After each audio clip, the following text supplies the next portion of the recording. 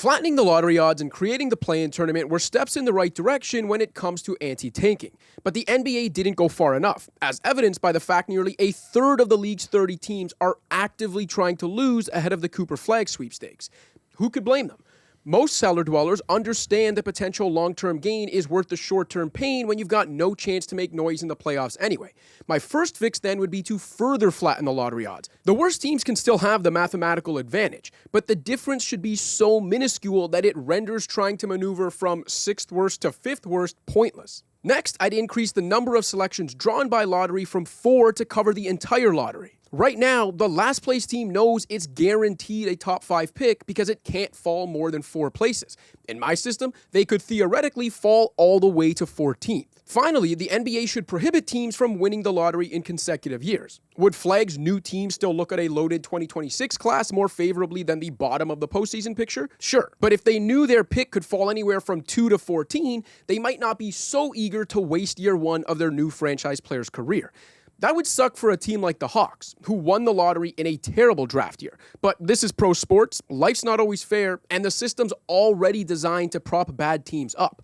Unless the NBA gives every team in the league a shot at the number 1 pick, they'll never completely rid themselves of tanking. But more can and should be done to discourage teams from punting on entire seasons.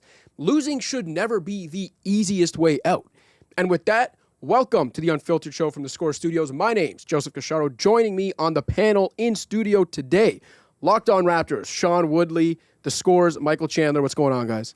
Hello. Thank you for having me. I hope in post-production the camera's going to pan to me when you say actively trying to lose, because having me on as a panelist would be our own tanking, I think. So thank you for having me. And good to see you, Sean. It's great to be here, fresh off of doing a dozen straight podcasts talking about tanking. Let's talk about tanking again, baby. Let's do it. But I do know you are very passionate about this issue when we talk about it at the arena, pre-game, post-game. And I figure both of you maybe have some ideas, or maybe I'm wrong. Maybe you're both completely content with the state of things. But I would imagine you both have some ideas on how to fix the problem, if it's a problem at all. Woodley? Yeah, I mean, I think it's a problem. I think the fact that the league seems to be all right with a third of the teams in the league just saying, the last third of our schedule doesn't matter. That's like a television show just deleting the last 3 episodes of a 12-episode season from a service and saying, well, we're done now. We'll figure it out. We'll see what the conclusion doesn't matter. Like, it's... To me, it is kind of a middle finger to, like, casual fans. I know that, like, the dyed-in-the-wool trade machine people, the CBA readers, the people who are super online probably understand the trade-off or are okay with the trade-off of, okay, bad basketball for now, I'll go watch some other teams, whatever, come back next year and things will be better. Maybe, sometimes. The lottery doesn't always work that way. But I think for the casual fan who just like wants to go to a game with their kid and not, get something for the money they're spending, the immense amount of money they're spending to go and do that. I think for, people who just want to like tune in and watch a game and know that they're not going to be bummed out watching the product on a regular night, like that's the casual fan base, which is the majority of the fan base, I'd argue, that's kind of just getting ignored in all this, while the league seems to be fine with like the schedule down the stretch meaning nothing. The games, there's no build up here. There's no sort of like slow build to the playoffs with it, playoff races. Things are set. We know where these teams are going to be for the most part. And the tank derby, the flattened odds in particular, I think, you said that you like the flattened odds. I think it's just giving more teams an invite to the party to go be terrible. And it's sort of, caused the problem to spiral even further. And so, yeah, like I think the lottery system in general is pretty busted. I'm not saying I have all the fixes here, but like I think there are some radical solutions the league could take a look at, and maybe radical is what they need. Okay, so like Chandler, we're gonna get to maybe your ideas too. Like Woodley mentioned a radical idea. Do you see it like that too, or do you think the lottery can stay in place? Or are you more kind of where I was, where I think the lottery can stay in place, but they got to make some tweaks to disincentivize racing to the bottom the way these teams are? Well, as an aside, I think it's a symptom of the NBA having a regular season problem as a whole. And I'm sorry if you don't enjoy watching Quentin Grimes score 46 points in an overtime defeat, but I think the average fan doesn't. But we also have to look at, if we want to compare it to the other 3 major North American sports, there's an argument to be made that the NBA, the draft, is more important Because in basketball, one player can always make a difference more than any other sport. Well, of course, and you look at the teams leading the two conferences, the Oklahoma City Thunder and Cleveland Cavaliers both had their own respective tanks, and they both are from smaller markets that have trouble acquiring or attracting major free agents. So if this is a way they have to build their teams, and so be it. And I mean, we maligned Sam Presti, the Thunder top exec, for hoarding draft picks, and look what he's done with it. We've kind of changed face there. So the draft is of the utmost importance, and I think there's different ways to do a tank. And I sort of look at the way like the Wizards have done it this year, and they've played horrid basketball, and I've watched probably 60 Wizards games this year. So I've been, exposed to it more than they should give you that you should get elected into the Basketball Hall of Fame.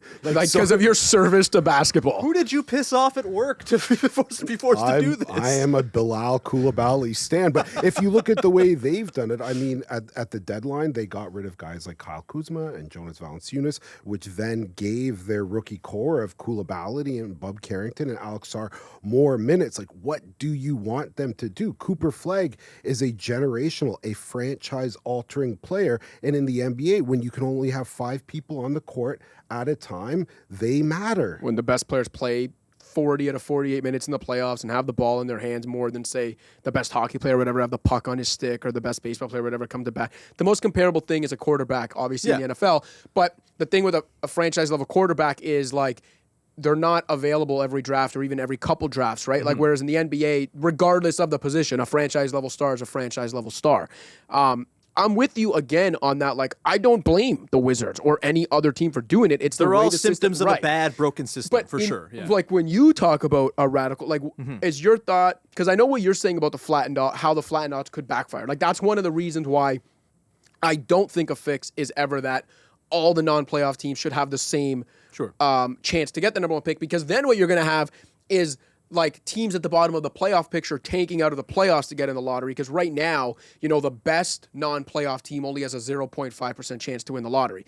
If you completely flatten the odds for all non-playoff, like for all 14 lottery teams, then all of a sudden your decision would be get the 8th seed, probably lose in the first round, or have a 7+% chance of the number one pick. Everyone's taking the tank option there. Yeah, they're throwing the plane. Right. Yeah, which nobody wants. If that is not going to work because it's going to backfire, it's going to lead to unintended consequences, what would be a radical? Would it be opening the lottery up to the entire league, no matter what your record? You could win the championship and get the number one pick, or is that? Mine is bye-bye lottery entirely, bye-bye draft. I said radical solution. And the radical solution here is you abolish the draft and you create a new system by which incoming players are acquired by teams. Essentially, it's open free agency. It's it's like the international pool in baseball or in soccer, right? Where any team can go throw money around. The difference is, I know the first response to that is always, but everyone's going to go to the Lakers or the Knicks. No, because there's a finite number of jobs in the NBA and a finite number of positions to occupy as like a star player on a team, right? I like this idea if it's still based on cap space. Yeah, so 100%. Yeah, so you get the dispersal of talent that way. Right. Yeah, and you could have it be so that teams can come in and they have like a rookie free agent allocation pool of money. Maybe that's something that can be traded to kind of replace trading draft picks. And the idea is essentially, okay, maybe Cooper Flagg doesn't really want to go play for the Charlotte Hornets, but maybe he'd love to go play for the Lakers, but the Lakers are in the second apron or whatever it might be. They don't have the money to go throw at Cooper Flagg. So Cooper Flagg could take a minimum deal to go to the Lakers, or he can take $35 million a year to go play for the Hornets, and all of a sudden, you've kind of, I think, gotten over that issue of, it's only going to be the elite markets that get teams. There's enough talent now to disperse it throughout the league, and I think this would be a way that disperses talent without completely nuking the competitiveness of the regular season, which, this is an entertainment product, man. You're selling entertainment. You're selling competition. If the last third of your season is non-competitive, what are you selling? And at what point do people say, you know what? There's a lot going on in the world, both in sports, content, the rest of the world, gestures broadly. And what at what point does apathy seep in and say, okay, I'm going to tune out for the next few months. Maybe you get them back the next year, but maybe they're just done. And that to me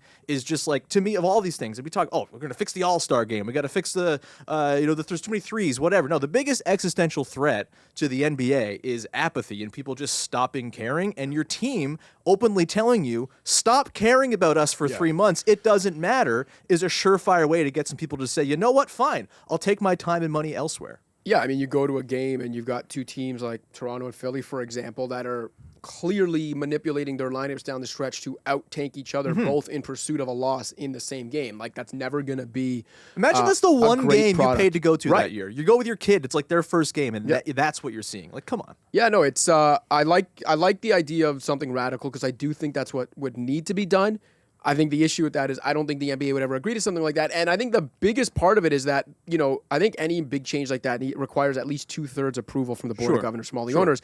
Most of the owners wouldn't sign on to that because they like the fact that the worst teams get a chance to kind of like reset. And they don't see so far the potential negative effects of tanking, of the final third of the season not mattering, of that apathy setting in. Maybe if they start to see the effects, they'd be more open to radical change. Because right now, and that's why even, my tweaks were more tweaks than something radical, because I'm thinking of it from the perspective of, can you actually convince 2/3 of the owners? Like Chandler, do you think you could convince 2/3 of the owners to eliminate the lottery system or eliminate a system in general where the worst teams get the best odds at the draft picks? I do not think so, though I do have a lot of love for Sean for wanting to employ like sort of normal and modern labor laws to the NBA. But the PA would love this, by the way. Absolutely. Yeah. Let me get in a room with Miriam Adelson and let's talk about casinos and maybe Luka Doncic or even Quentin Grimes. But anyways, so the top flight of North American women's hockey, the PWHL, introduced something called the Gold Plan. And what it does is it rewards teams who still give a crap. So once you are mathematically eliminated from the playoffs, for every win, or I assume in hockey also a tie, a point, you accumulate points for basically going out there and giving a crap. And then they are rewarding teams who don't completely fold, such as, the Wizards or the Hornets or the Jazz, who were fined $100,000 last week for not playing Lauri Markkanen. And I'm sure, look, the Nuggets are battered and bruised, but they sat out 3/5 of their starting lineup last night. They actually beat the Warriors, but there's no Jokic, no Jamal Murray, no Christian Brown, and they still won. And it was an ESPN primetime game. I'm sure, the league office is going to contact them and break their balls about it. This is just sort of the nature of the modern NBA and this issue that Adam Silver has to tackle head on, like Sean mentioned. I'm glad you mentioned the Jazz, because to me, they're the most egregious ones this year. Like, the Wizards were the most egregious to start the year in terms of the lineup they fielded to start the season. Sure. But, like, since the deadline when they brought Middleton and stuff, they've randomly been kind of mediocre and like large basketball. It's great for terrible teams looking good. And they've now surpassed Utah. And Utah, to me, is the most egregious. You mentioned, Chandler, that they just got fined $100,000 for keeping Markkanen out. They also, the last 2 years, had a surprisingly feisty team in each of the last 2 years when they didn't want to, and then pulled the plug mid-season and bailed on any potential play-in hopes. Then came into this year being like, no, this year we'll make sure we tank right from the beginning. And they've really gotten shameless about it. But yeah, I think the league has to figure something out. By the way, I like the Gold Plan. I think it's a pretty good idea. And there's are you not worried that teams might tank early? That's the concern, is reverse tanking, where you try to get yourself eliminated as early as possible to then, just start accruing those wins towards your lottery standing faster. I get that. I think there's a way where maybe you just make it like a cutoff, right? Like March 1st. After March 1st, we're in lottery time, and like every team's involved. So if you fall out of the playoffs, all of a sudden those wins you got on the way to try to get into the play-in, those get thrown to your lottery ads as well to kind of, mitigate that early season sort of reverse tank. But yeah, as long as there is a draft and there's incentive for teams to be bad in order to get a better shot at good players, this is kind of an unfixable problem. And so, yeah, it's abolish the draft.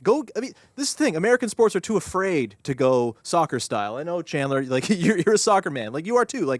It's the real solution here would be have 40 teams and then an NBA 2 for the bottom 14 teams, and there's relegation. That's the actual fix here to abolish tanking. You're not going to do it. But like I said, this is a league that brought in the three-point line. This is a league that has made massive rule changes over the years to the actual game itself, to the benefit of the sport. But, and now those are radical game rule changes, let alone just roster construction changes. There's room for radical solutions here, and as much as the owners might not buy into the idea of abolishing the draft entirely, I think the PA would get on board for sure because it's better for players. And I also think, if the idea is you still want to sell hope through draft picks, just sell hope through your $50 million in free agent allocation money, right? There's still a way to do the thing that owners do, which is sell hope, this, kind of blind hope thing that gets people in the door and gets people to stick around, even if there's no draft. Yeah, I'm with that. I think they need to get radical if they actually ever want to truly fix this problem, or else you're probably kind of rearranging the deck chairs on the Titanic when it comes to this issue.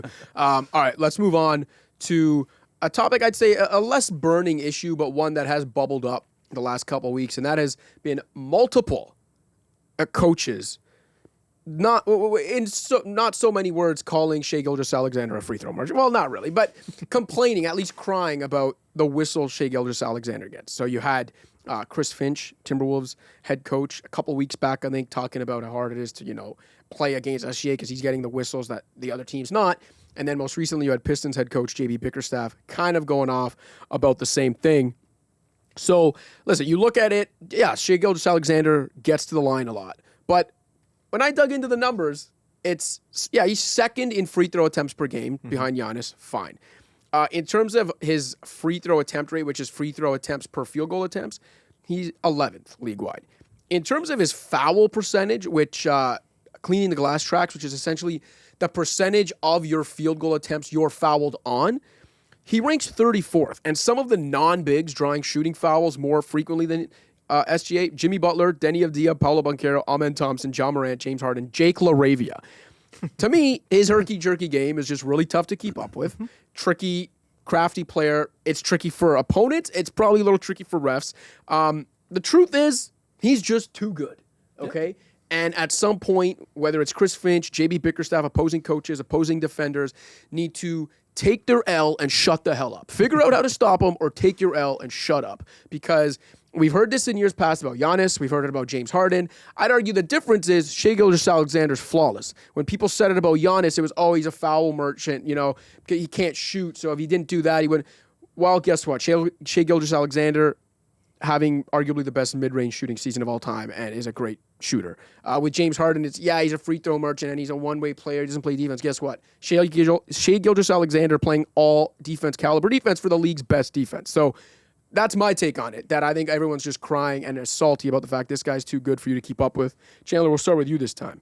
I wish I loved something in life as much as T-Wolves coach Chris Finch loves a microphone after a loss and criticizing everyone but his own players. So that was the end of February. They lost to the Thunder, and Finch said the Thunder foul a lot, which they do. They have 4 players in the top 11 in steals. I'm probably going to forget someone, but Shea, Caden Wallace, Caruso, and J-Dub. So they're active defenders.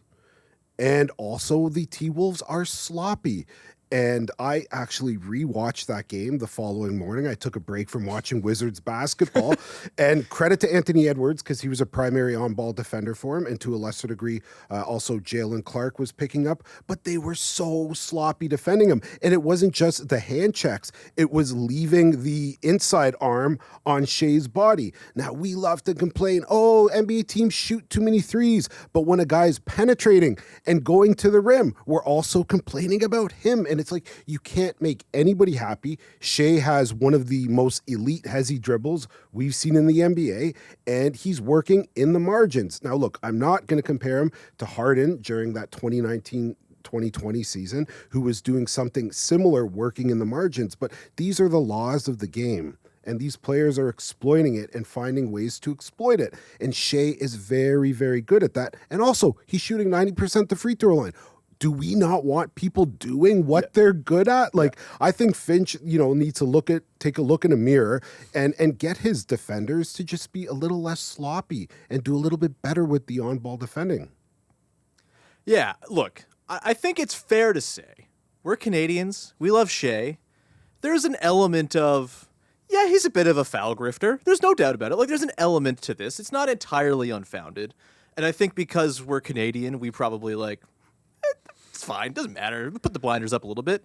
But even so, to Chandler's point, he's also just really good at getting fouled. Because and that's a skill. Exactly. Drawing fouls is a skill. 100%. Like, to me, I think there's a distinction between, Trae Young, who they literally made a rule about because he kept throwing his body into defenders trying to take threes. That is free throw merchant stuff. 100%. Shea, maybe there's a little bit of here and there, but I think it kind of is more akin to DeMar DeRozan, for example, where DeMar, yes, definitely a guy who grifts for fouls at times, but for the most part, he gets fouled because he's really good at the craft of getting people to bite and foul him. And it's totally the thing. He's herky-jerky, he's weird, he's tough to guard, especially if it's you're guarding him, it's a random January night and you're getting thrown into a game against the Thunder, and this dude is doing all the things that Shea does to you. That's going to make you a little more jumpy, a little more eager to kind of bite and foul. So of course he gets fouled more than most guys. It's like hockey, right? Connor McDavid gets fouled or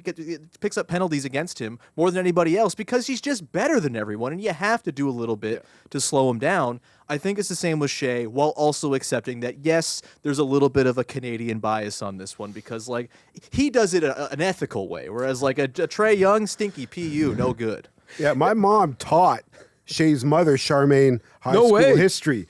Olympian. His mom's a 400-meter runner. She was offset champion. This is going to be a real deep cut for a lot of people. But to Sean's point, yes, we are biased, but hopefully we can also objectively look at it. And like he said, he's very herky-jerky. That is inherently tough to defend. Yeah, and I'll gladly admit you guys are biased, and maybe, but I'm gonna say, listen, I'm being honest, man. Even the Trae stuff, I was never one that would hate on him because I'd be like, listen, that's wrong, but that's fine. You're free to be the wrong. Same stuff with Harden. People would rip him, and I'd say, listen, you could argue about whether it's aesthetically pleasing or not, but I never understood knocking the guy when it's foul drawing is a skill in basketball, particularly when you're an elite free throw shooter and dominate the ball the way these guys do. It's not their fault. It's not some unfair whistle. That's the other thing that always makes me laugh when coaches. I kind of get it. Coaches have to go rail on the refs after games when they think they've been, they think they're gonna get a better whistle next game, whatever. But I always say to people, I always think when I see coaches complain about this, is what do you think? The refs just got together at the beginning of the season and randomly were 2 years ago said, hey, you know what? We like that Shea Gilgeous-Alexander kid, so we're just gonna start giving him more calls. We're just gonna this year decide he gets more calls. It's no. Maybe he got better over time, and then it's not that they saw that and were oh, now he's better, we have to give him more calls. He just got better at the certain skills required to draw those fouls. No one ever thinks about it like that. He also just has the ball all the time. Eventually fouls are going to happen in a basketball game, probably to the guy who has the ball, and he has the ball as much as anybody in the entire NBA. It's just a math thing. Yeah. Chandler, anything else to add, or can we move on here? No, you're both right. Any other fun facts about who taught who? Nope. All right, cool. Last topic for the day. I want to talk a little bit about the Cavs because it's weird to say they've quietly dominated this year. I mean, they're on pace for 68 wins, but they've kind of quietly dominated in the sense that, and I talked about this earlier in the year where no one really buys them, or at the time, no one truly bought them as a championship contender when they were 15-0, or as the best team in basketball. And at the time earlier in the season, I made the comparison to the 2014-15 Warriors and how no one really bought them as being as good as their record indicated until they were holding the Larry O'Brien trophy. And I kind of see it like that with the Cavs this year. So they're, like I said, on pace for 68 wins. I believe they are currently boasting the 6th highest winning percentage in NBA history. The 5 teams that finished ahead of them either won the championship or at least made the finals. They definitely look like the class of the East. I think they're 7.5 games up on the defending champion Celtics. They've also gone 2-2 against Boston this year. But the big question as we head into the stretch run of the season, or the apathetic time of the year as Sean Woodley sees it, is do you actually believe that they are the beasts of the East? Playoffs start right now. Are you taking the Cavs in a best of 7 against Boston, or are you going to join the course of people that think, it's a nice regular season, but I don't quite buy it yet? I think the people who don't quite buy it are fools. I think you can buy what they're doing and also think they might lose to the Boston Celtics, because the Boston Celtics are really good. There's room for 2 beasts, I guess is what I'd say here. But because we need to have takes, maybe this is wishful thinking on my part, but yeah, the Cavs can beat Boston. I It's agree. going to be hard, right? Like, the matchup is pretty tricky, I think, in particular because you have Derek White and Drew Holiday as just like big, nasty defensive guards to throw on Garland and Mitchell. That's a tough one in the playoff series. They don't really, I mean, DeAndre Hunter, we'll see come playoff time. He's been very good. He's a nice addition. I'm not totally sure he's the guy you can go throw on Jason Tatum. And then you have the Jaylen Brown problem as well. Maybe Evan Mobley is just your wing defender and you're fine.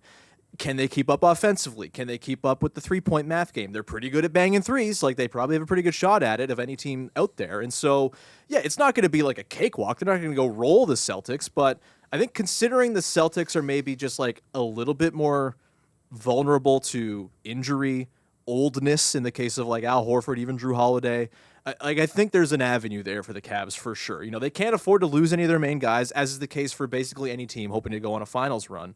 And it's not going to be easy, and the Celtics can kind of just blow you off the floor with their three-point variance game. But I think the Cavs, they're very complete, they're deep.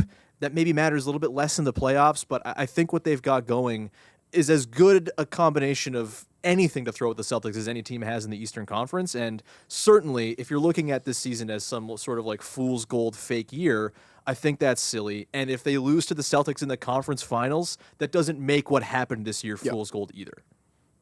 I agree with Sean, and I think low-key Jaylen Brown's having a bit of an underwhelming season. His second worst field goal percentage in his career since his rookie season. He's shooting the worst three-point percentage of his career. I don't have the numbers in front of me, but I think he's 29% from beyond the arc in the last 28 games. And we know that the Celtics are completely enamored with the three ball. They're leading the league, I think 48.1 or 48 threes a game they're taking. So in a 7-game series, there's at least 2 games the Cavs are going to win because the Celtics just go ice cold from deep, go 5 for 30, 5 for 40, whatever it is. So there's 2 wins. If Jaylen Brown is not hitting his jumpers, then there's more of an onus placed on the likes of Peyton Pritchard and Derek White to hit their threes. And then there's also the question of Porzingis and this mystery virus. Yeah. And there's a question of, are they better suited with Horford in KP's position or KP? And Missoula's got a tough decision to make because, as Sean said, the bench gets shorter, the starters get more minutes in the playoffs, and that's something that Missoula's going to have to deal with. So we'll see. But, you know, I agree with Sean. I like this Cavs team. I like the depth. I like the 2-guard system with Garland and Mitchell, and I think they have bona fide winners all over the court. Yeah, and I think, you know, as much as you were kind of questioning the Hunter stuff, like, he's been good for them. Totally. And I can understand why someone would look at that and be like, okay, yeah, he's been good, but, like, you know, he's not really going to be the guy who stops Jason Tatum in a playoff series. He's not like the big wing stopper. Well, he's better than what they had before. Totally. Like, maybe he's not the pure defender Isaac Okoro is or whatever, but as a pure basketball player, DeAndre Hunter is exactly kind of what the Cavs were missing from the 3 spot to complete, whether you want to call it their starting lineup or complete their closing lineup. He was that 5th guy. They didn't need a star in that role. They needed like a solid 2-way player. He's that. He's got size. Is he going to stop Jason Tatum? No, but he's an option to put on guys like that, right? The big wings. So I think they've really completed their team. And like I was saying, you can have a 50-win season and be a fluke, you know? You can have pristine health while some of the other teams tumble around you and maybe end up with a higher seed than anyone. But you can't be on pace for 68 wins and be, what are they, 56-11 or whatever the hell they are, have the 6th best winning percentage of all time, be as talented as they are, and not be good and have that be a fluke. They, to me, are as good as their record indicates. And if they're as good as their record indicates, they can beat Boston. They can win the championship. To your point, Sean, doesn't mean they will, but if they don't, you know, unless they completely shock us, go out in the first round or something and flame out. Like, if they lose in the conference finals to the Celtics or get to the finals, lose to the Thunder, whatever, you know, that's not a fluke to me. They are as good as the record indicates. But also, a lot of the teams in the East are frauds. Yeah. So by the time that's true. the Cavs and the Celtics meet each other, they're both probably going to be like unharmed or untouched. Like, I absolutely do not believe in the Knicks. They're 13-7 against teams with a 500 or better record. They are, you know, just fraud. So I think they're winless against the top 3 teams in the yeah, they're 0-5 cumulatively against Cleveland and Boston, and I think those are like losses by an average of 20 or more points. Yeah. So I mean, maybe you run into a very fun Pistons team, but that's not going the distance. Like, the Cavs are going to have very few losses on the way to a presumptive conference final with the Celtics. Yeah. And in that 1 seed, even if you don't believe in the Knicks, you know, the next best team. Well, actually, no. I was going to say maybe they would also steer clear of the Knicks, but the Cavs might end up with the tougher second round matchup with Milwaukee than Boston gets in New York. So I guess that my thing with the Celtics too is like, yes, they're this boogeyman, and yes, they shoot a million threes, and that's just kind of this like math hammer they have hanging over everybody. My thinking with Boston, the team that beats Boston is going to be a team that's not trying to be Boston, right? Yes, Cleveland takes a lot of threes. They're in I think the top 10 in 3-point frequency or whatever it might be. But like they're a team that can win at the rim. And I do think whoever beats Boston is going to be a team. This is like trying to play small ball with the Warriors. You can't shoot threes with Boston, but you can kind of poke at their weaknesses. And I think a team that can live at the rim, that can, with the rim pressure you get out of Garland and Mitchell, the pick and roll combinations, the way that Allen scores at the rim, all of this, I think that can be a combination to really press the math advantage a little bit back in Cleveland's favor in a series against Boston, especially if the variance, like Chandler talked about, kicks in and you have a couple games where, oh God, like they're just not going in for whatever reason. Yeah. They're maybe not the most equipped team to beat them in that sort of, 2s over 3s mode. I think that's probably Denver, frankly. And boy, oh boy, I'd love to see that matchup once the Jokic dispatches the fraud foul merchant Shai Gilgeous-Alexander in the Western Conference Finals. But yeah, I think the Cavs have as good a recipe as anybody to do that and sort of beat the Celtics at a different game than the Celtics are playing. Yeah, and they're going to have home court advantage in that potential matchup because, again, they're 7.5 games up on the Celtics or anyone else in the East. Phenomenal season. All right, I think that's a good way to put a bow on it. I have nothing to add. Chandler, you always look like you have something to add, but then you don't. All right. It's like you guys see the old Barry Gibb talk show skit on SNL when it's Jimmy Fallon and Justin Timberlake. And Barry Gibb keeps asking his brother if he's got anything to add, and it looks like he's going to say something, and he just goes, "No, I don't." Oh. Nope. All right.